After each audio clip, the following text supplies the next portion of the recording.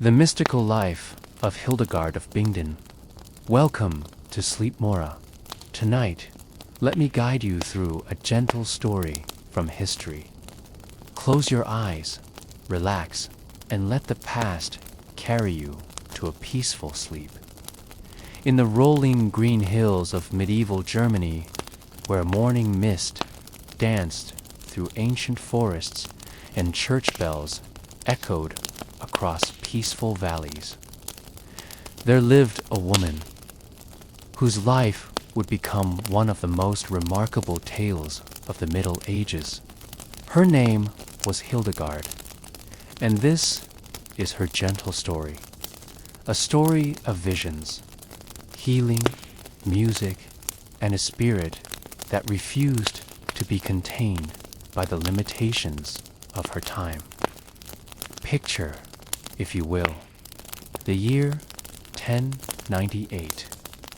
The world was a different place then, quieter, slower, filled with mystery and wonder that we can barely imagine today. In this world, in a small village called Bermersheim, a baby girl was born who would grow up to become one of history's most fascinating figures. But let us begin this tale not with her birth, but with a moment that would change everything. A vision that came to her when she was 42 years old. In the peaceful monastery of Dissebodenberg, the morning sun was filtering through the tall windows of the monastery chapel, casting long golden rays across the stone floor. Hildegard knelt in prayer, as she had done countless times before, her hands folded, her heart open to the divine. The other nuns moved quietly around her, their soft footsteps creating a gentle rhythm that matched the beating of her heart. And then, in that moment of perfect stillness, something extraordinary happened. A brilliant light filled her vision. Not the harsh light of the sun, but something far more beautiful and gentle. It was as if the very essence of understanding had taken visible form. In this light, Hildegard saw truths about the world, about healing, about the connections between all living things. She saw the future stretching out before her like a tapestry of possibilities. And most importantly, she heard a voice, not with her ears, but with her very soul, telling her to write down what she had seen, to share these visions with the world. But to understand this moment fully, we must go back to the beginning, to the childhood that shaped this remarkable woman. Let us journey back to those early years when young Hildegard first began to experience the world in ways that others could not imagine. Hildegard was born into a noble family, the 10th child of Hildebert and Mechthild. From her earliest days, she was different from other children. While her brothers and sisters played in the castle courtyard or learned their letters from tutors, Hildegard would often be found sitting quietly in the garden, staring at flowers or clouds with an intensity that puzzled her parents. She claimed to see lights around living things, soft, beautiful auras that danced and pulsed with life.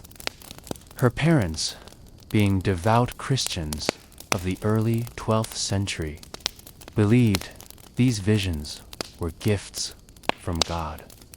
They made a decision that would shape their daughter's entire life when Hildegard was just 8 years old. They entrusted her to the care of Sponheim, a holy woman who lived as an anchoress, a female hermit attached to the Benedictine monastery of Dissebodenberg.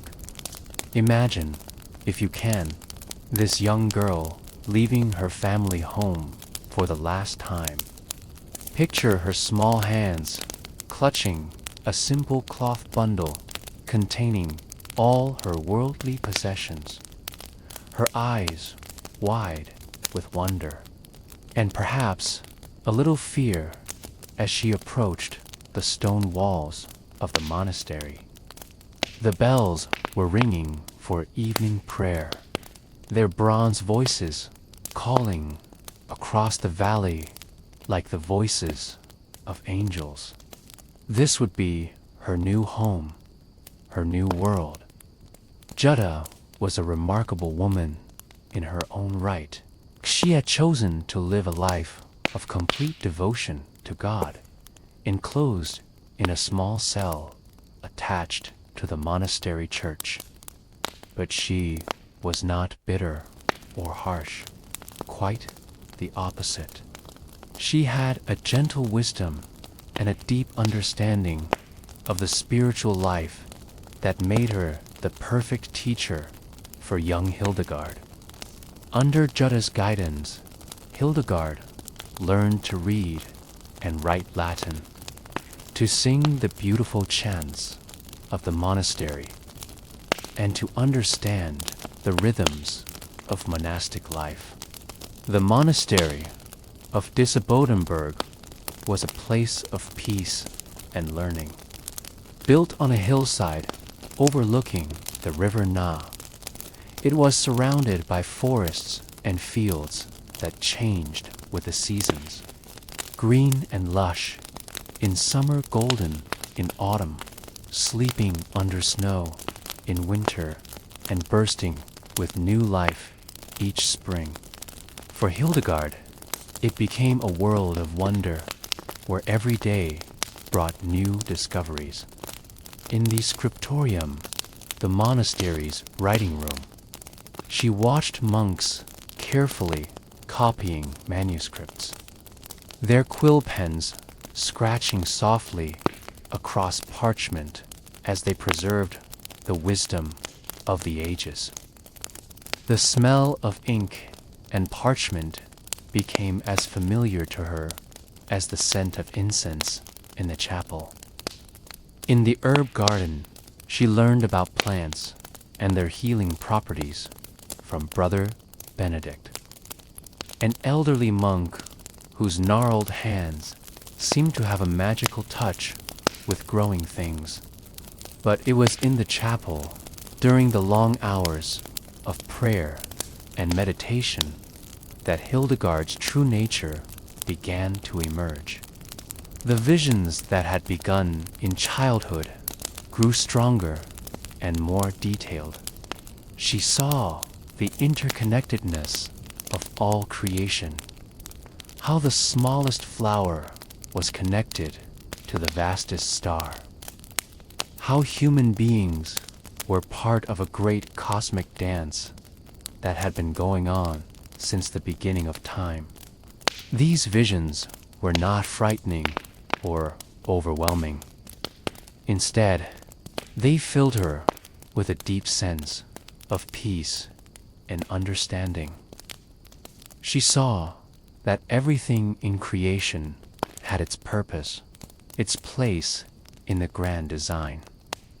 She saw the healing power that lay dormant in plants, waiting to be discovered and used to help those who suffered. She saw music not just as beautiful sounds, but as a force that could lift the human spirit and connect it with the divine. As the years passed, other young women came to join Jutta and Hildegard in their religious life. They formed a small community of nuns dedicated to prayer, study, and service. Hildegard, though still young, began to show remarkable gifts. She had an extraordinary memory and could recite long passages of scripture perfectly.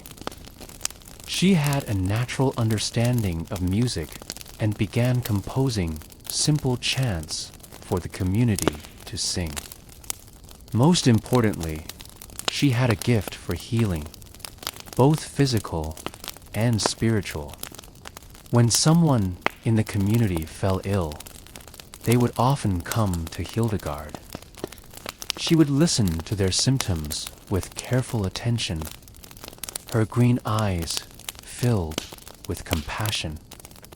Then she would go to the herb garden and select just the right plants, perhaps feverfew for headaches, or chamomile for troubled sleep, or valerian for anxiety.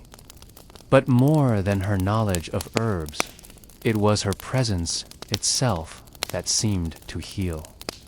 There was something about her gentle voice, her understanding touch, her complete attention that made people feel better even before they took her remedies. The seasons turned slowly in those peaceful years.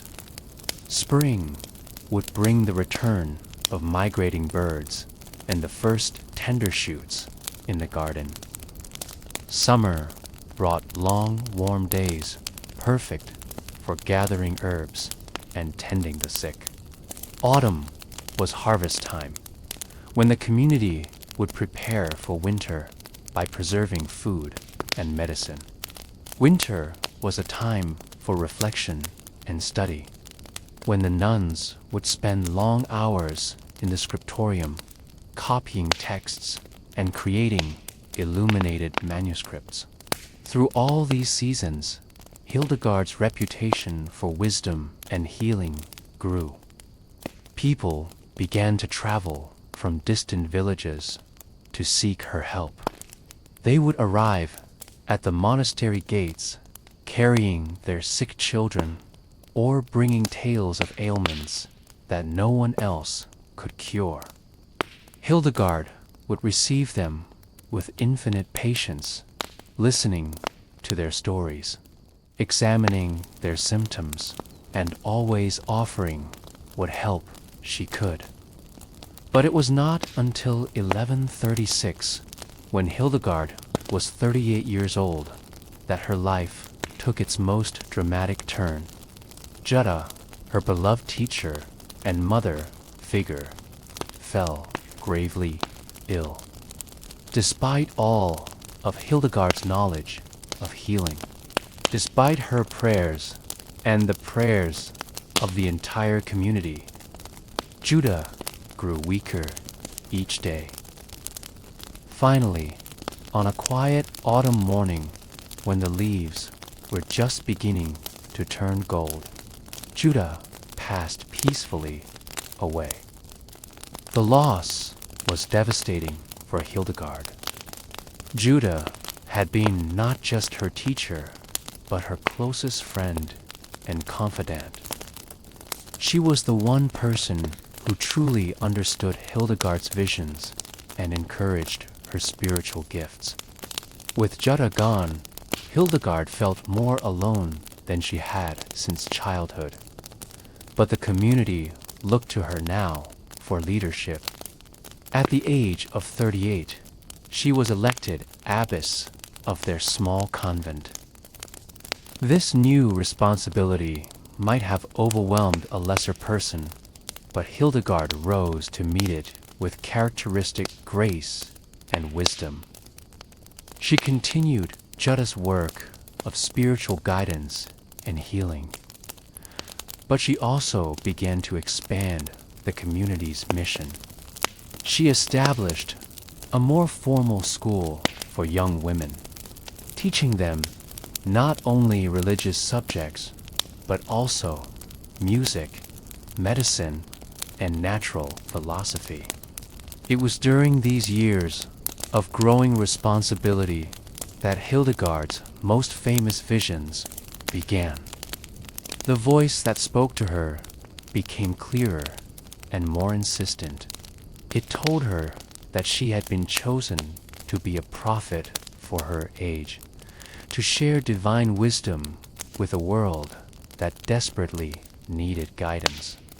At first, she resisted this calling. Who was she, a simple nun, to claim such authority? But the visions persisted, and finally, in 1141, came the moment we described at the beginning of our tale. The great vision that changed everything. That morning, in the chapel, when the light filled her consciousness and the divine voice spoke so clearly, Hildegard finally understood her true mission. She was to write down her visions, to create works that would guide and inspire others to use her gifts, not just for her small community, but for the whole world. It was a daunting prospect, but she was no longer the uncertain young girl who had first entered the monastery. She was a mature woman, tested by loss and strengthened by years of service. But even with this new certainty of purpose, Hildegard faced significant challenges. In the 12th century, women, even abbesses, had very limited authority to speak publicly about religious matters. The idea of a woman claiming to receive direct revelations from God was controversial, to say the least. Many would view such claims with suspicion or outright hostility. Hildegard was wise enough to understand this. Rather than rushing headlong into her new mission, she proceeded carefully and strategically. She began by confiding in Volmer, a monk who served as the convent's confessor and secretary. Volmer was a learned man who had known Hildegard for many years and had witnessed her extraordinary gifts firsthand. When she told him about her visions and her calling to write them down, he immediately recognized their authenticity and importance. With Volmer's encouragement and assistance, Hildegard began the long process of recording her visions. It was painstaking work. The visions themselves came to her in symbolic form, complex images filled with meaning that had to be carefully interpreted and explained. She would describe what she had seen to Volmer, who would write down her words and help her organize them into coherent form. The first book to emerge from this collaboration was called Sevilla's Know the Ways of the Lord. It contained 26 visions that revealed divine truths about creation, salvation, and the spiritual life. Each vision was accompanied by detailed explanations and beautiful, illuminated illustrations that helped readers understand the complex symbolism. But creating this book was only the first step.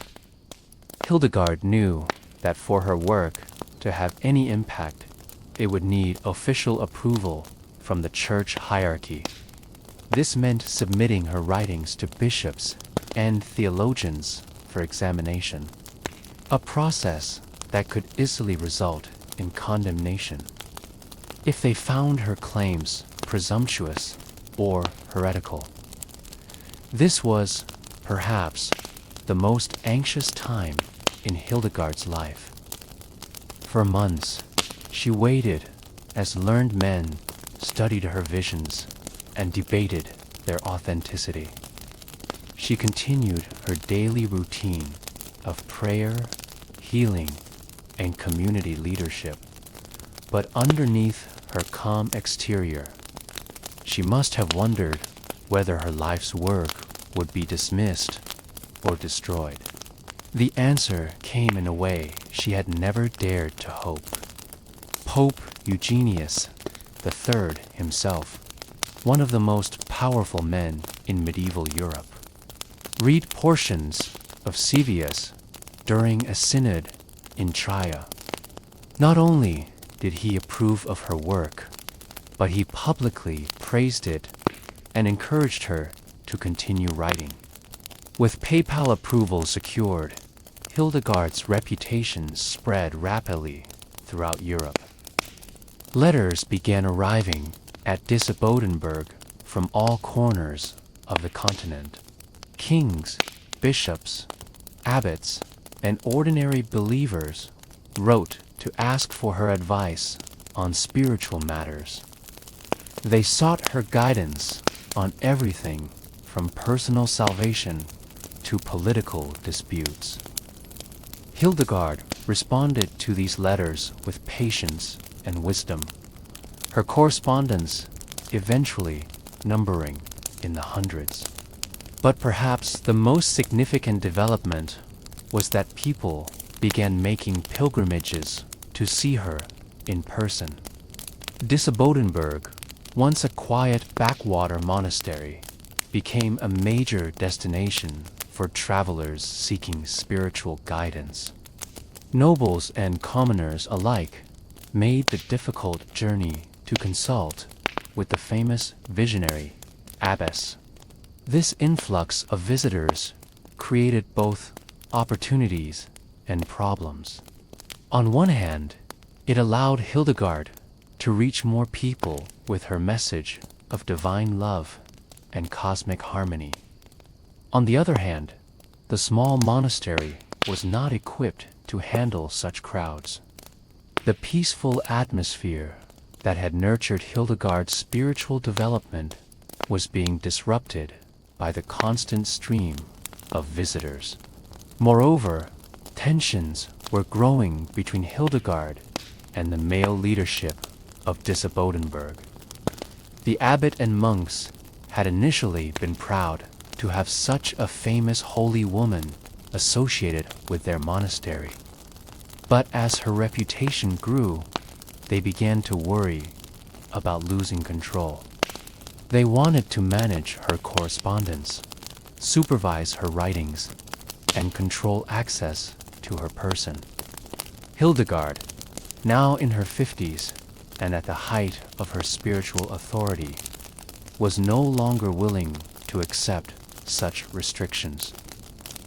The conflict came to a head when Hildegard announced that she had received a vision instructing her to establish a new convent at Rupertsberg, near the Rhine River.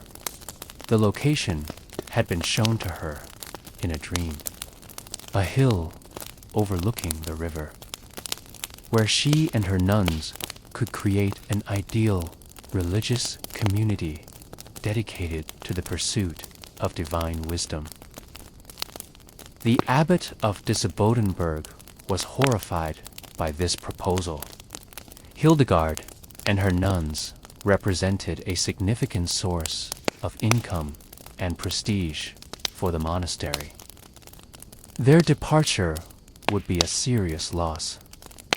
He forbade her to leave and enlisted the support of other male religious authorities to pressure her to abandon her plan. But Hildegard was not to be deterred. She had learned through years of experience to distinguish between human authority and divine will. And she was certain that God was calling her to establish this new community. When gentle persuasion failed to move the abbot, she took more dramatic action. She became mysteriously ill, unable to move or speak clearly. The illness persisted until finally the abbot, convinced that God was punishing him for opposing Hildegard's mission, gave his permission for her departure. The move to Rupertsberg began in 1150 and took several years to complete. It was an enormous undertaking that required not only the physical relocation of the entire convent, but also the construction of new buildings and the establishment of new sources of income. Hildegard threw herself into this work with characteristic energy and vision. The new convent was unlike anything that had existed before. While it followed the basic structure of Benedictine monastic life, Hildegard introduced innovations that reflected her unique spiritual understanding. The buildings were designed to take advantage of natural light, which she believed were essential for physical and spiritual health. The herb garden was more extensive than any that had existed before, containing hundreds of plants that Hildegard used in her medical practice. Perhaps most remarkably, the nuns at Rupertsberg were encouraged to pursue intellectual and artistic endeavors to a degree unprecedented in medieval convents.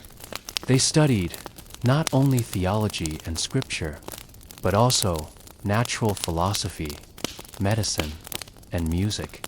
They created illuminated manuscripts, composed songs, and even performed dramatic works that Hildegard wrote. One of these works was a musical drama called Ordo Virtutum, the play of the virtues. It tells the story of a human soul's journey toward salvation, with different virtues appearing as characters who sing hauntingly beautiful melodies. This was revolutionary for its time, not only because it was written by a woman, but because it represented an entirely new form of musical and dramatic expression. Hildegard's music was unlike anything else being composed in the 12th century.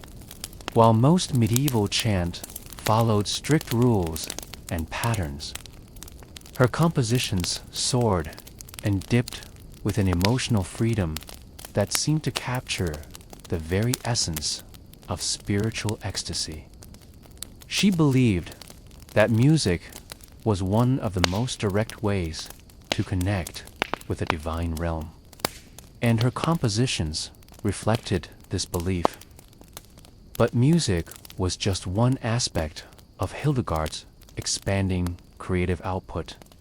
During these years at Rupertsberg, she completed two more major visionary works: Liber Vitae Meritorum, Book of Life's Merits, and Liber Divinorum Operum, Book of Divine Works.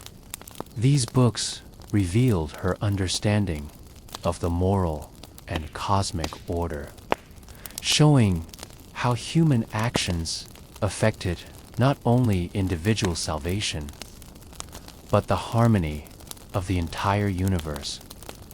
She also wrote extensively on medical subjects, creating treatises on the healing properties of plants, stones, and animals.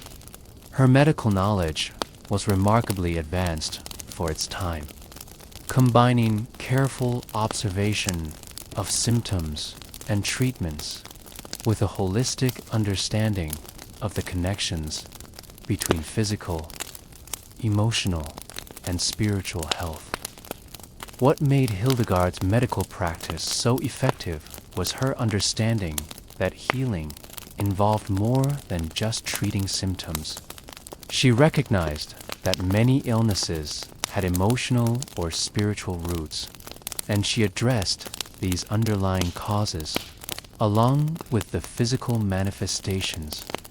A person suffering from melancholy, for example, might receive not only herbal remedies but also musical therapy dietary changes, and spiritual counseling. Her reputation as a healer continued to grow throughout her years at Rupertsberg.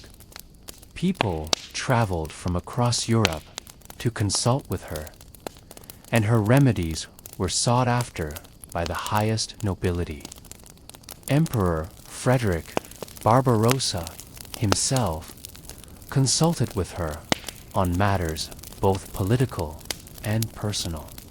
Kings sent her gifts and sought her prayers for their kingdoms. But perhaps more importantly than her fame among the powerful was her continued dedication to helping ordinary people, peasants with sick children, merchants suffering from mysterious ailments, young women unsure of their vocations. All found a welcome at Rupertsberg.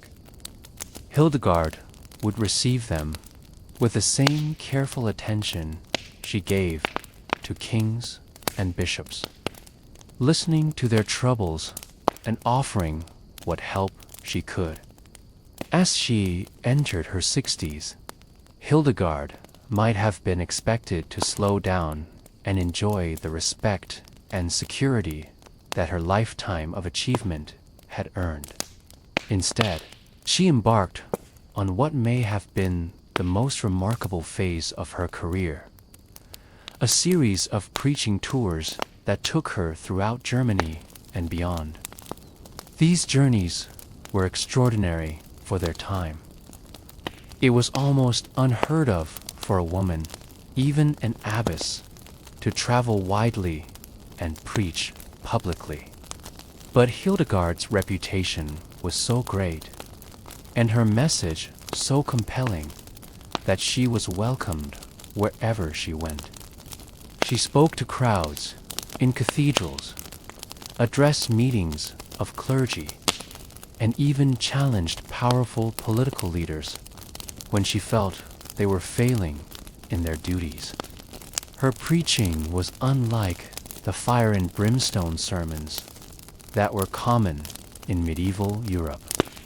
Instead of focusing on sin and punishment, Hildegard spoke about the beauty of creation and the love of God. She called her listeners to recognize their place in the cosmic order and to live lives that reflected the harmony and beauty of the divine plan. One of her most famous sermons was delivered in Cologne, where she spoke to a gathering that included bishops, nobles, and common people. She began by describing a vision she had received of the church as a beautiful woman, whose robes had been stained by human sin and corruption.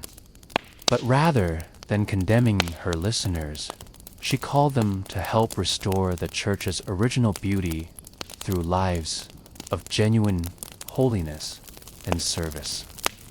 These preaching tours were physically demanding for a woman in her 60s, but Hildegard seemed to draw energy from her mission. She traveled by horse and cart over rough medieval roads, stayed in simple lodgings, and spoke to crowds in all weather conditions. Yet those who met her during these years described her as radiating vitality and spiritual power. Between her travels, she continued to run the convent at Rupertsberg and to pursue her various intellectual and artistic projects. She maintained her extensive correspondence, offering spiritual guidance to people throughout Europe. She worked on new musical compositions and medical treatises. She supervised the education of young nuns and the care of pilgrims who came seeking healing.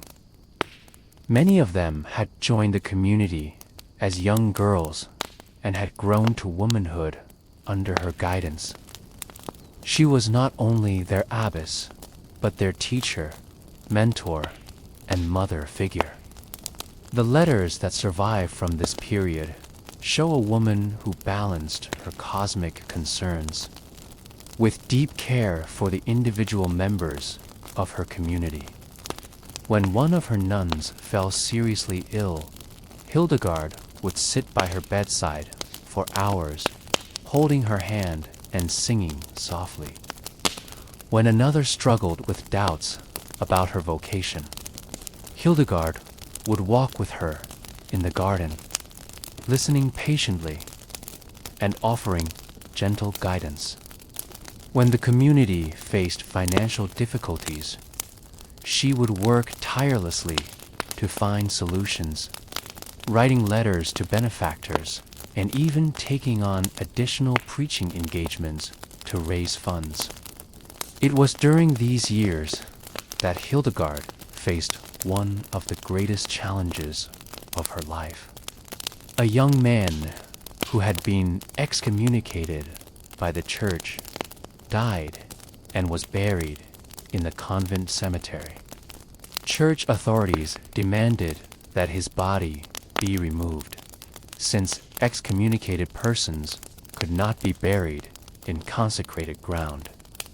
But Hildegard had received the man's confession before his death and was convinced that he had died in a state of grace. She refused to disturb his grave.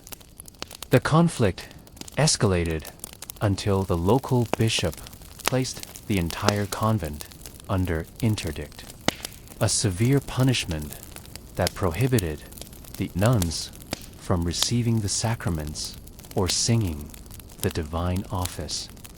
For a community whose entire life revolved around liturgical worship, this was devastating. The other nuns looked to their elderly abbess with worry and confusion. But Hildegard remained calm and determined. She wrote a series of eloquent letters to church authorities, explaining her position and defending her decision. She argued that the young man's soul was more important than bureaucratic rules, and that mercy should triumph over rigid adherence to canon law. Eventually, her wisdom and persistence prevailed. The interdict was lifted, and the young man was allowed to rest in peace.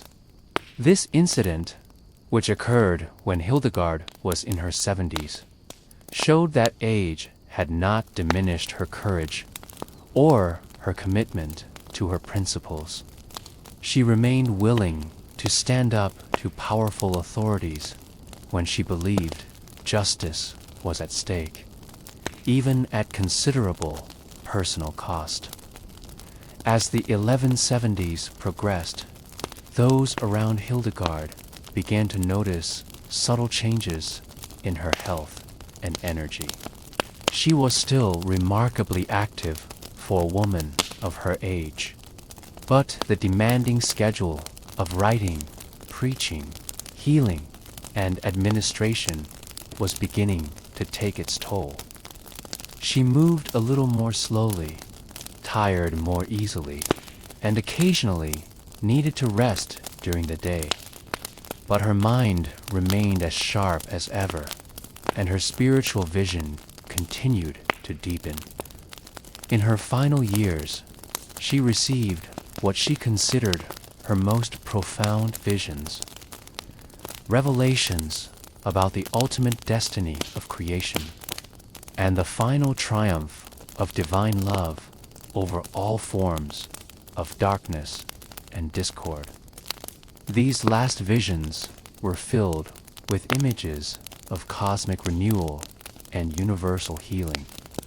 She saw a time when all creation would be restored to its original harmony, when the divisions between earth and heaven would be healed, when every creature would find its perfect place in the divine order.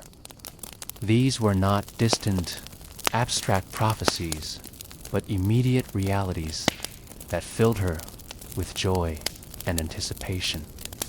Her final illness began in the spring of 1179. At first, it seemed like nothing more than the normal fatigue of an elderly woman who had lived an extraordinarily active life.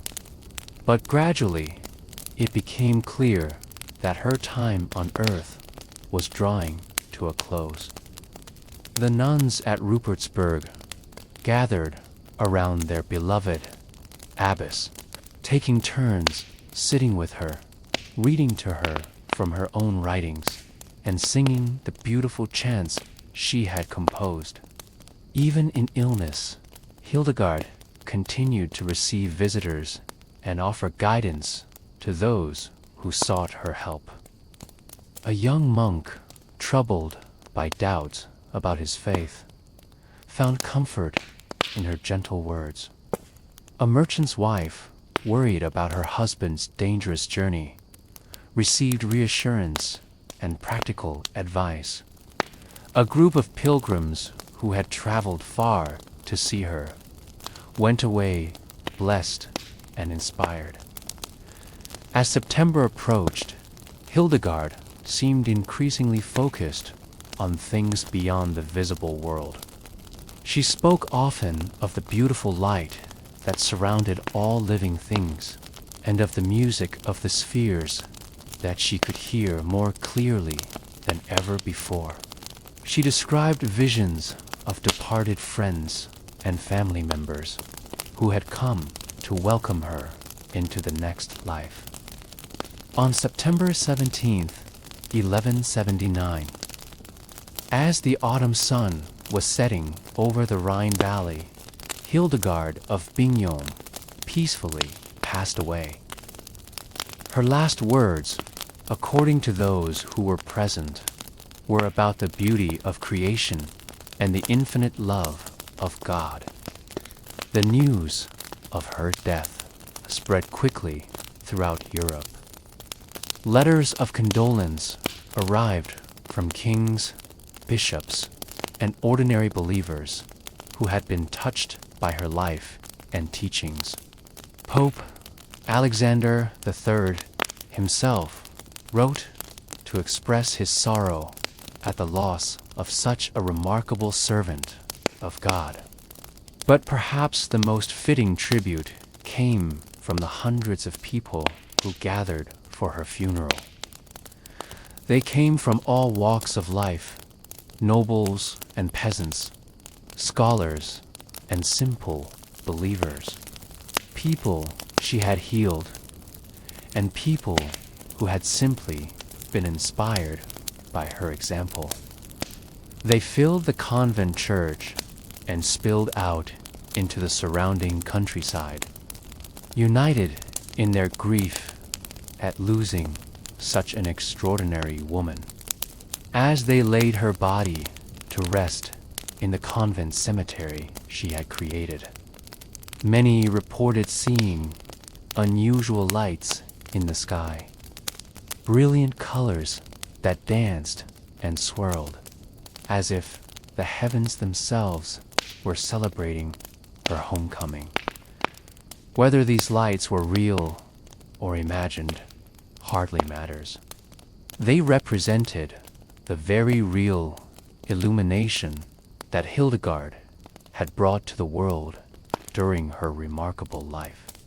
In the years immediately following her death, the nuns at Rupertsberg worked to preserve and continue her legacy.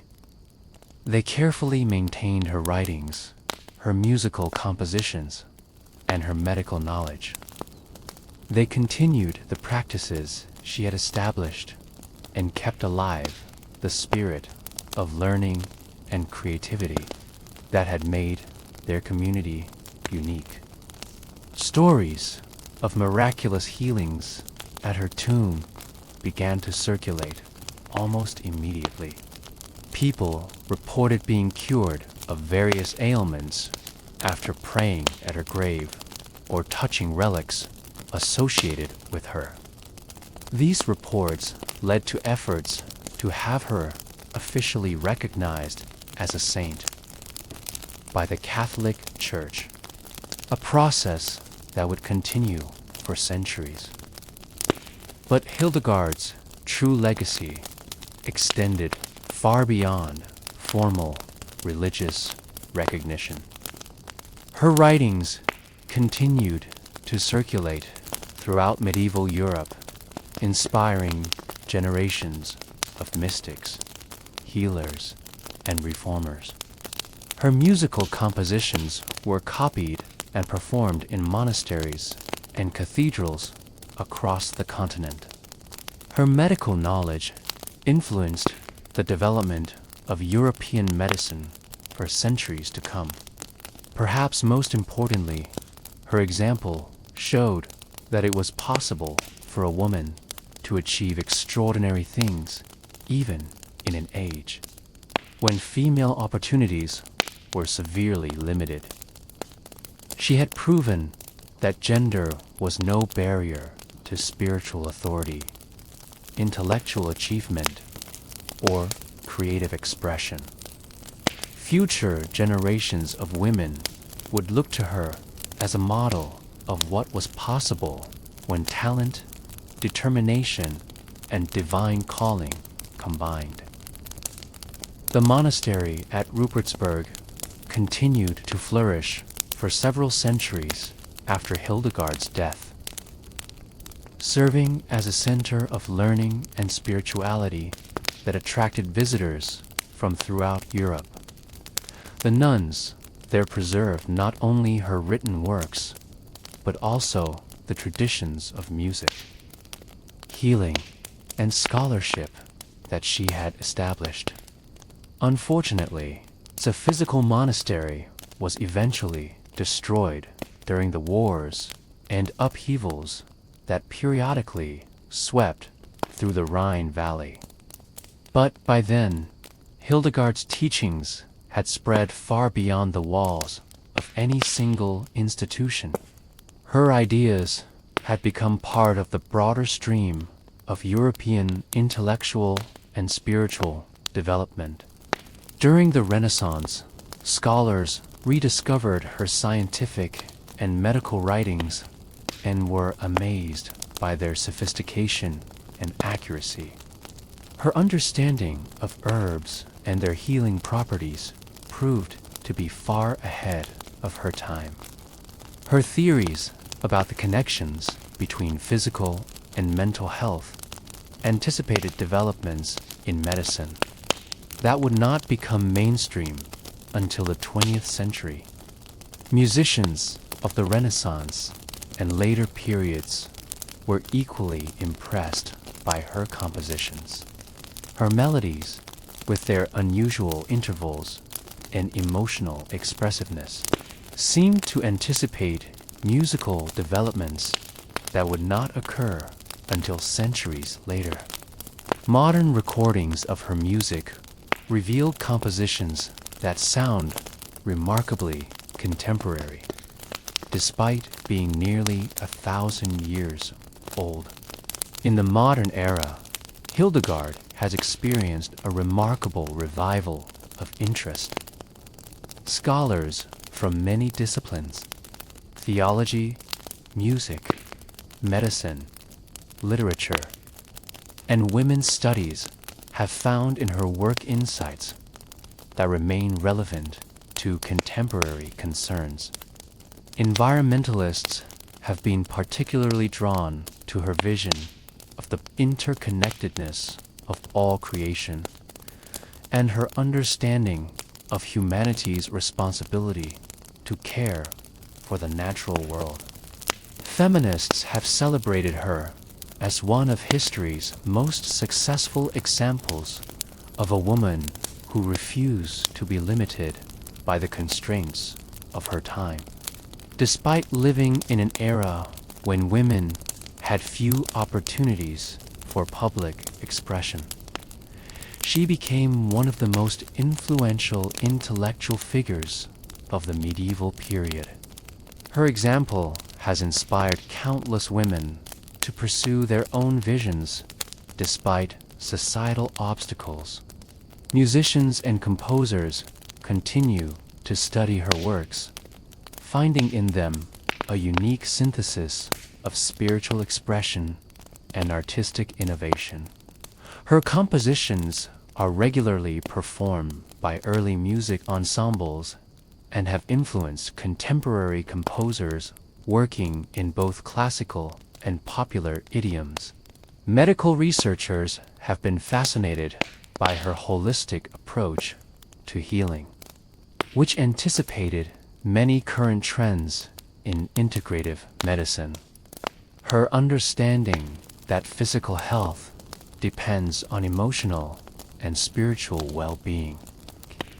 Her recognition of the importance of diet and lifestyle in preventing disease, and her sophisticated knowledge of herbal remedies all resonate with contemporary medical practice.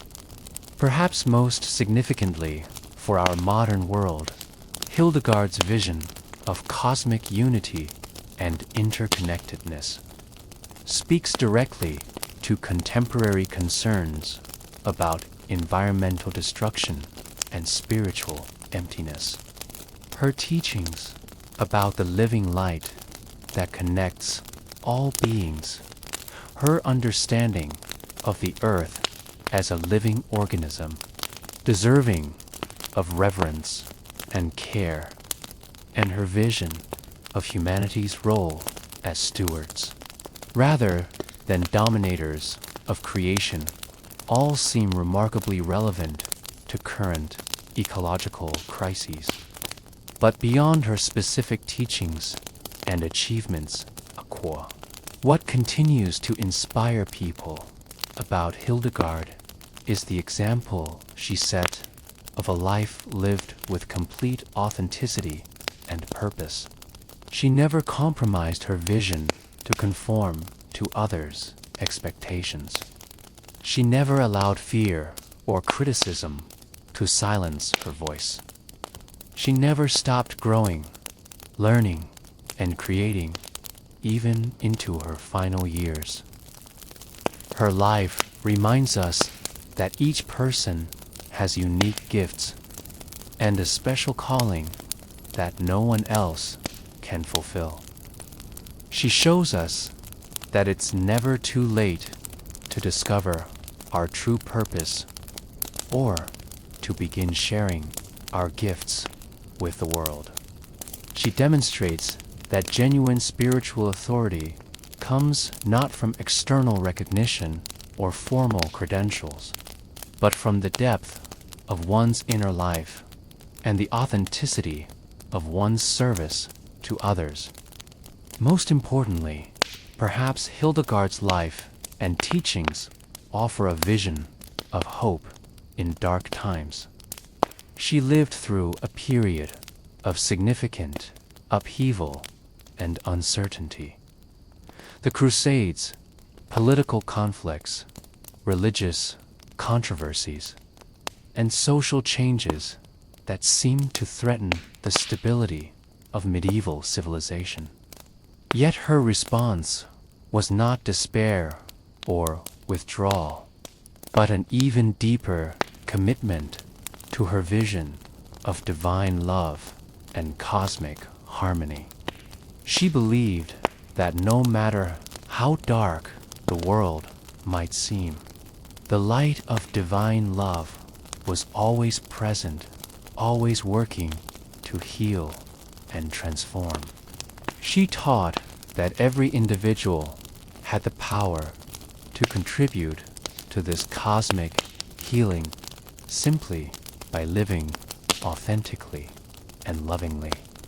She showed that even the most ordinary actions, tending a garden, healing a sick person, composing a song, offering comfort to someone in distress, could become sacred acts that helped restore the world's original beauty.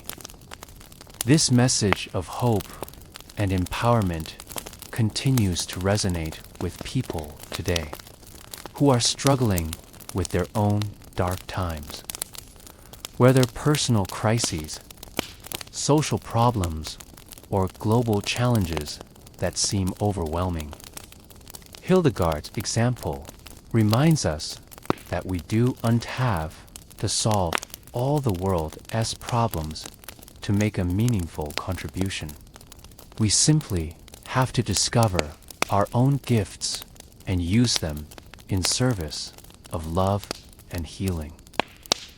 As we come to the end of our journey through Hildegard's remarkable life, it's worth reflecting on what made her so extraordinary.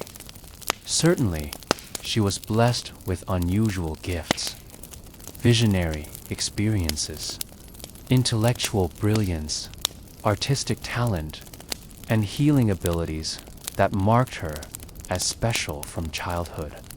But many people have remarkable gifts without achieving anything like her impact on the world. What set Hildegard apart was her willingness to trust her gifts and use them fully, despite all the obstacles and criticisms she faced. She could have chosen to keep her visions private, to limit her healing work to her own community, to compose music only for her own enjoyment. Instead, she chose to share everything she had received, to make her gifts available to anyone who could benefit from them. She also had the wisdom to understand that her gifts were not her own possession, but a trust given to her for the benefit of others. This understanding kept her humble despite her extraordinary achievements. She never sought fame or power for their own sake, but only as tools that would allow her to serve more effectively. Perhaps most importantly, she never stopped learning and growing. Even in her 70s, she was still receiving new visions, composing new music, and finding new ways to help others. She remained curious about the world around her, open to new experiences, and committed to deepening her understanding of divine truth. This combination of extraordinary gifts, complete dedication, profound humility, and endless curiosity created a life that was truly unique in human history. But the beautiful truth is that each of us has our own unique combination of gifts and calling. We may not be destined to become world-famous visionaries or reformers, but we each have something special to contribute to the healing and beautification of the world. Hildegard's life reminds us to pay attention to our own inner voices, to trust our deepest intuitions about what we're called to do and be. It encourages us to develop our gifts fully, regardless of what others might think or say. It shows us that a life lived with complete authenticity and dedication can have an impact far beyond what we might imagine possible. As you drift off to sleep tonight, perhaps you can carry with you some of the peace and wisdom that characterized Hildegard's long and remarkable journey.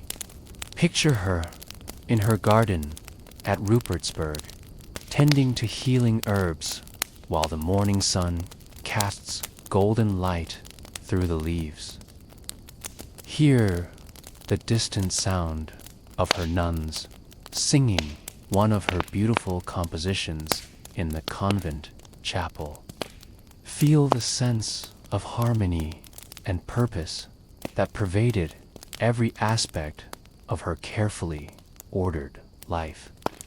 Let her example inspire you to listen more carefully to your own inner wisdom, to trust your own unique gifts, and to live your life with the same authenticity and dedication that made her such an extraordinary figure. Remember that you, too, are part of the great cosmic dance that she saw so clearly in her visions. You, too, have a special role to play in the ongoing creation and healing of the world. Rest now in the knowledge that your life has meaning and purpose, just as hers did. Sleep peacefully, knowing that the same divine love that guided and sustained Hildegard through her remarkable journey continues to surround and support you in yours. And perhaps, if you listen carefully in the quiet moments before sleep takes you, you might catch a faint echo of that cosmic music she heard so clearly.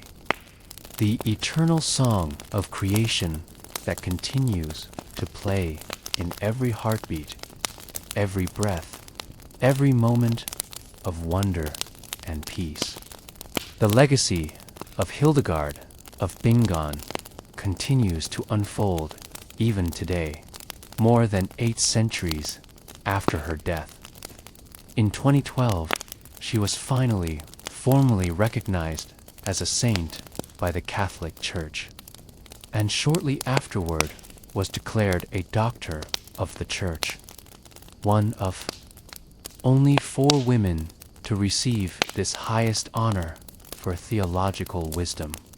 But her influence extends far beyond any single religious tradition. Modern scientists studying her botanical writings have found that many of her observations about plants and their properties were remarkably accurate. Her understanding of the medicinal uses of herbs like lavender, fennel, and nettle has been confirmed by contemporary research. Her holistic approach to health, combining physical treatments with attention to emotional and spiritual well-being, anticipate many current developments in integrative medicine. Environmental thinkers have found in her writings a profound ecological vision that sees all of creation as interconnected and deserving of reverence. Her concept of viriditas, often translated as greenness or life force, describes the divine energy that flows through all living things, connecting them in a web of mutual dependence and support. This understanding seems remarkably contemporary in an age when we are finally beginning to grasp the complex interconnections that sustain life on our planet. Musicians continue to discover new layers of meaning and beauty in her compositions. Her music, with its soaring melodies and unconventional harmonies, seems to capture something essential about the human longing for transcendence. Modern performers of her works often report that both they and their audiences experience something profound and transformative when engaging with her musical creations. Scholars of medieval literature and spirituality find in her writings a unique synthesis of intellectual rigor and mystical insight. Her theological works demonstrate a sophisticated understanding of Christian doctrine combined with personal spiritual experience that brings abstract concepts to life. Her visionary writings offer a window into a medieval worldview that was far richer and more complex than we often imagine. Perhaps most significantly, Hildegard continues to inspire people seeking to live more authentic and meaningful lives.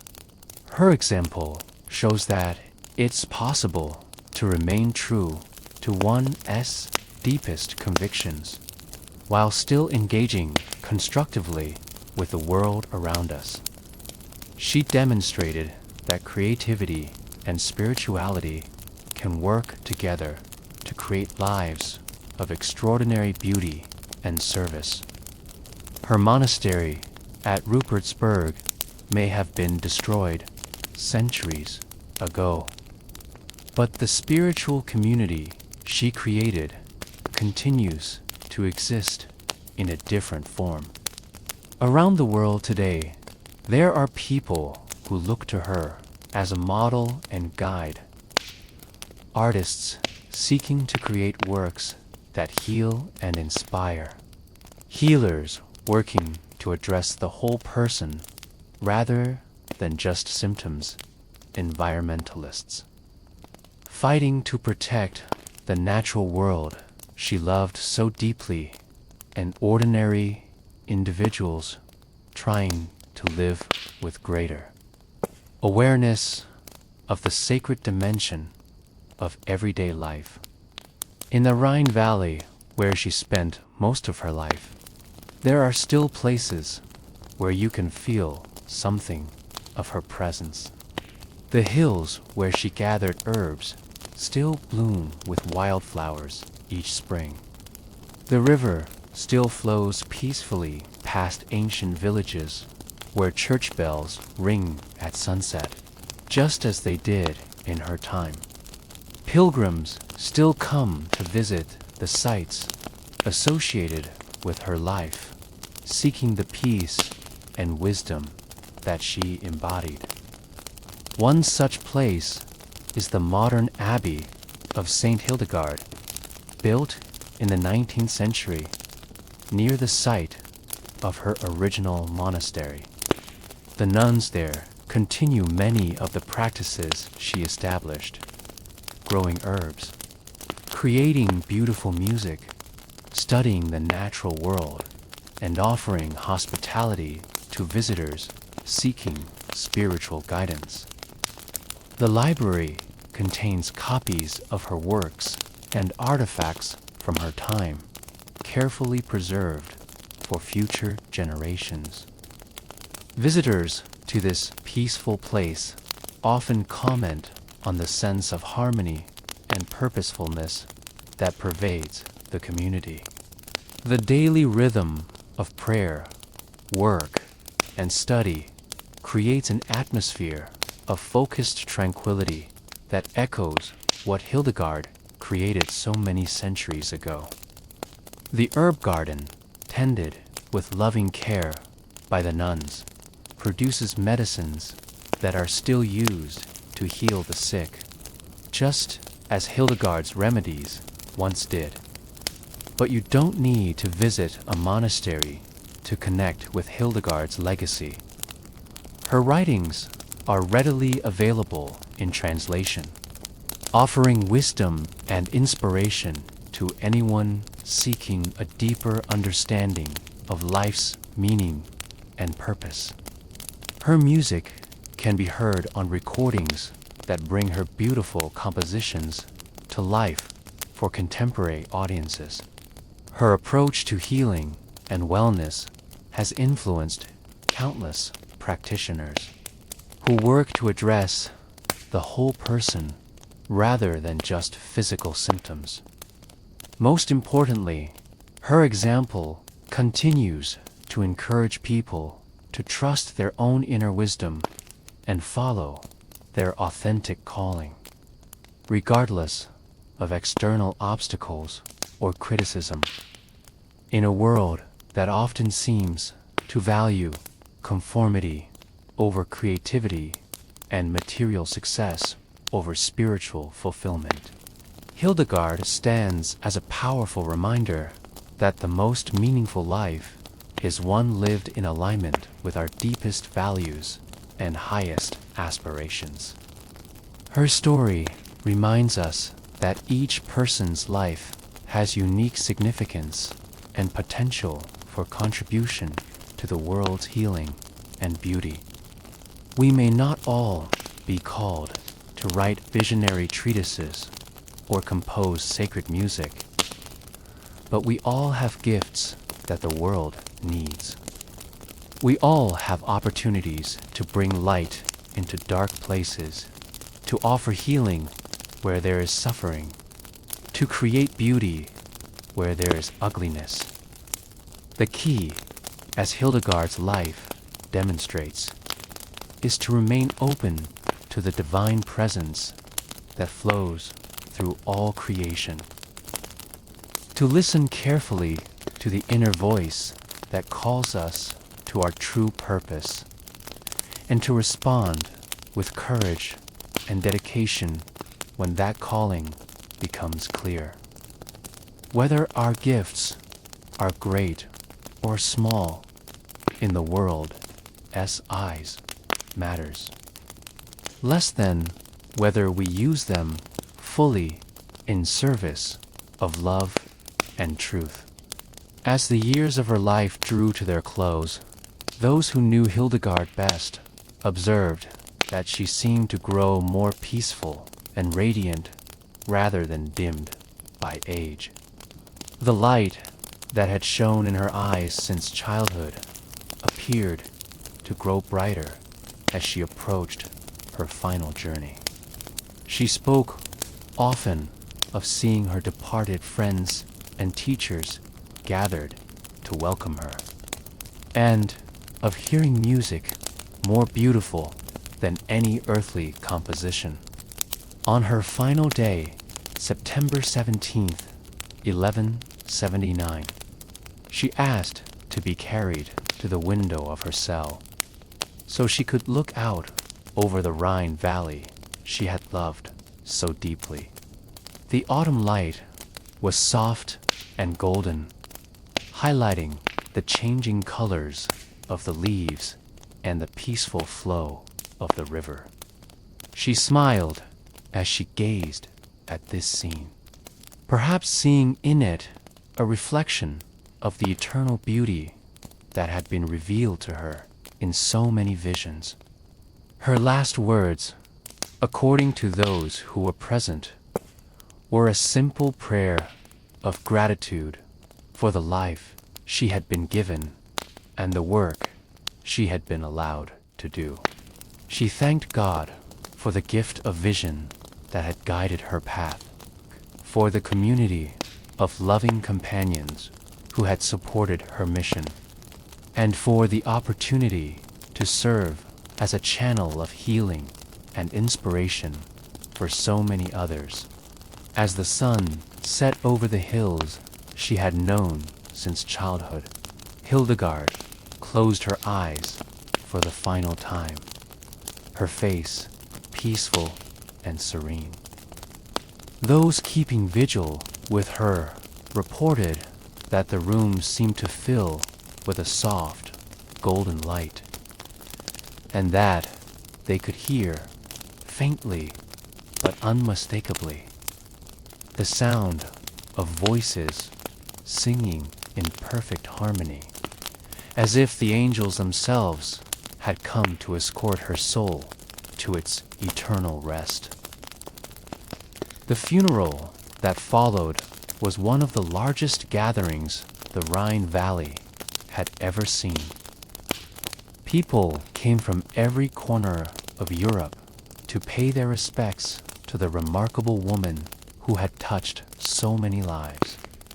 Kings and peasants, bishops and simple believers, scholars and illiterate farmers, all stood together in the monastery church to bid farewell to someone who had transcended all social boundaries in her service to truth and love.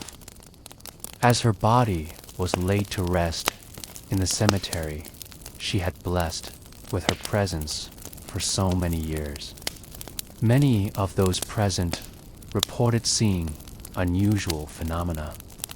Some spoke of brilliant lights dancing in the sky. Others of the scent of flowers filling the air despite the autumn season. Still others of a sense of profound peace and joy that seemed to emanate from the very earth where she was buried. Whether these experiences were literal or symbolic matters less than their deeper meaning. They represented the very real transformation that Hildegard had brought to the world during her lifetime, a transformation that continued to radiate outward from her final resting place, touching the lives of countless people who would never meet her in person, but who would be inspired by her example. In the months and years that followed, the nuns at Rupertsberg worked tirelessly to preserve and disseminate their beloved abbess's teachings. They made copies of her writings, taught her musical compositions to visitors, and continued the practices of healing and hospitality that she had established. They also began collecting accounts of the miraculous healings and spiritual experiences that people reported after visiting her tomb. These testimonies eventually filled several volumes, documenting cures of blindness, paralysis, and other ailments that medieval medicine could not address.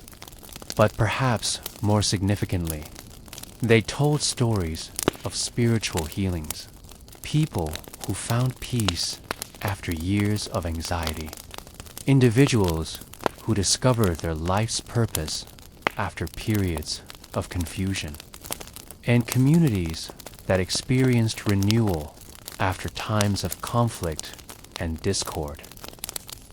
The process of formally recognizing Hildegard as a saint began almost immediately after her death. But it would take centuries to complete. The medieval church was cautious about approving new saints, especially women who claimed direct revelations from God. Each of her writings had to be examined by theologians, each reported miracle investigated by church authorities, and each aspect of her life scrutinized for evidence of genuine holiness. This long process of examination ultimately worked in Hildegard's favor, because it ensured that her teachings and example were studied and preserved with exceptional care. Scholars throughout the medieval period continued to copy and comment on her works, keeping her ideas alive and influential even when her formal canonization remained pending. During the Renaissance, humanist scholars rediscovered her writings and were amazed by their sophistication and relevance. Her scientific observations about the natural world impressed researchers who were just beginning to develop experimental methods. Her understanding of human psychology anticipated insights that would not become mainstream until much later in history. The Reformation period brought new challenges to Hildegard's legacy, as Protestant reformers questioned many aspects of medieval Catholic spirituality. But even critics of monasticism and mysticism found much to admire in her practical wisdom and her emphasis on direct spiritual experience rather than mere adherence to external rules. The Enlightenment might have been expected to diminish interest in medieval mystics, but instead it brought renewed appreciation for Hildegard's rational approach to understanding the natural world. Her systematic studies of plants, minerals, and human anatomy impressed scientists who valued empirical observation over received authority. The Romantic movement of the 19th century found in Hildegard a kindred spirit who combined scientific curiosity with poetic vision.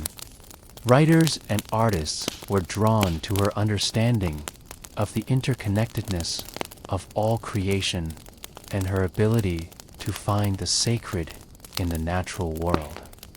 The 20th century brought perhaps the greatest revival of interest in Hildegard's life and work.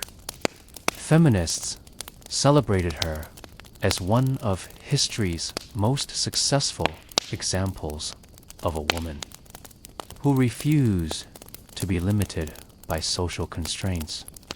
Environmentalists found in her ecological vision a medieval anticipation of contemporary concerns about humanity's relationship with the natural world. Musicians discovered in her compositions a unique artistic voice that seemed to anticipate developments in harmony and expression that would not emerge in mainstream music for centuries. Medical researchers were fascinated by her holistic approach to healing, which combined physical treatments with attention to emotional and spiritual well-being.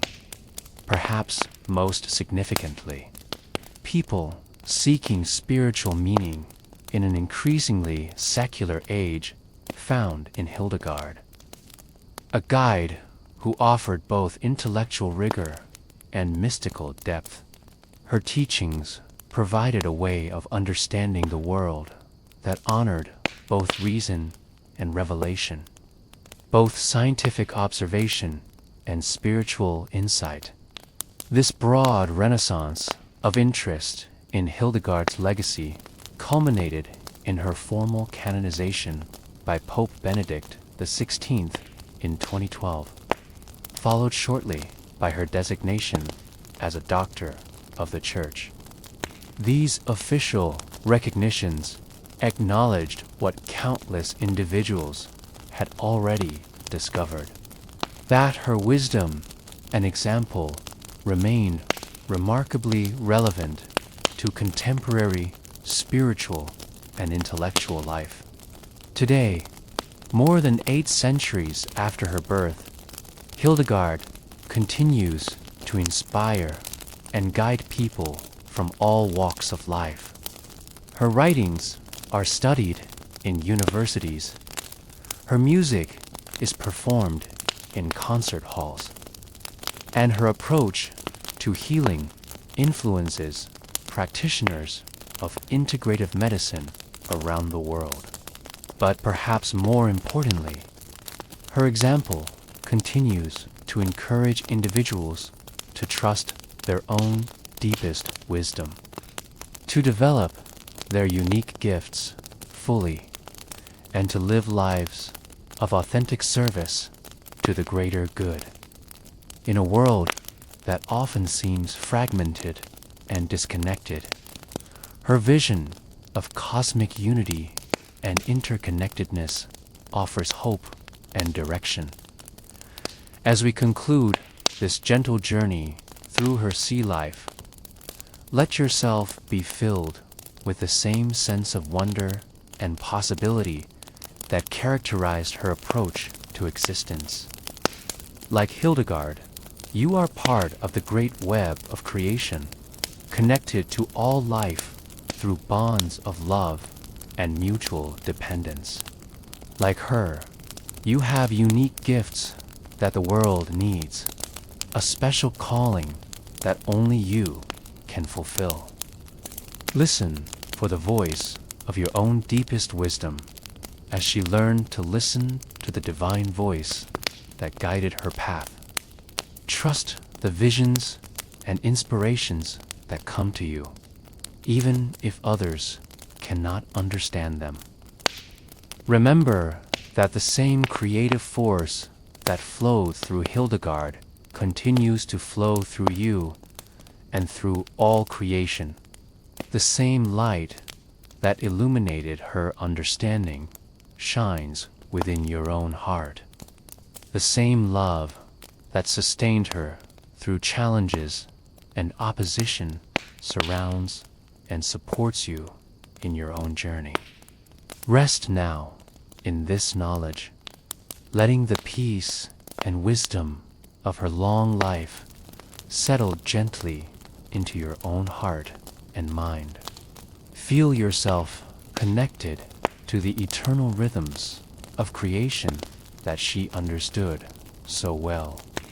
The turning of seasons, the flowing of rivers, the singing of birds, the growing of plants, the beating of hearts. Let her music play softly in your imagination as you drift toward sleep. Those soaring melodies that seem to capture the very essence of spiritual longing and fulfillment. Allow her vision of Viraditas, the divine life force that flows through all things, to fill you with a sense of your own connection to the larger web of existence. Sleep peacefully, knowing that your life, like hers, has meaning and purpose that extend far beyond what you may be able to see or understand. Trust that the same divine love that guided her remarkable journey continues to guide yours, leading you toward your own unique contribution to the healing and beautification of the world. In your dreams tonight, perhaps you will find yourself walking through her herb garden at Rupertsberg, learning from her gentle wisdom about the healing properties of plants and the sacred nature of all life.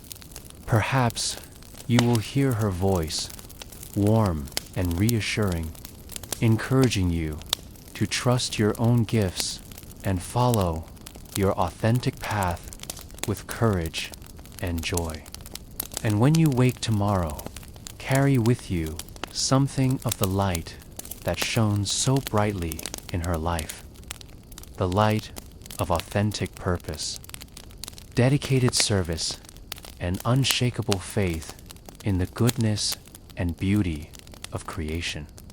Let that light guide your steps and illuminate your choices, as it guided and illuminated hers throughout her remarkable 81 years.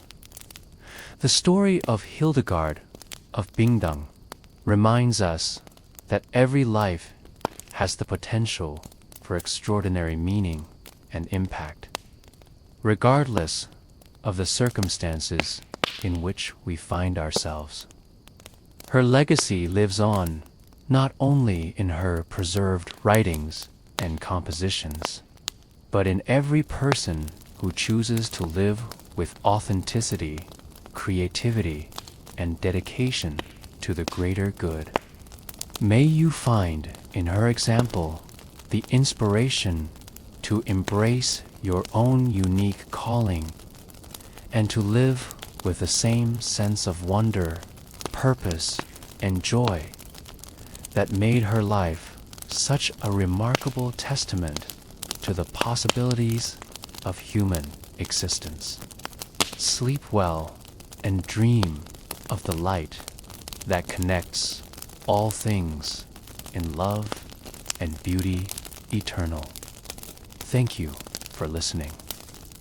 I hope this story brought you peace and relaxation. Sleep well and remember, history will always be here for you whenever you need comfort.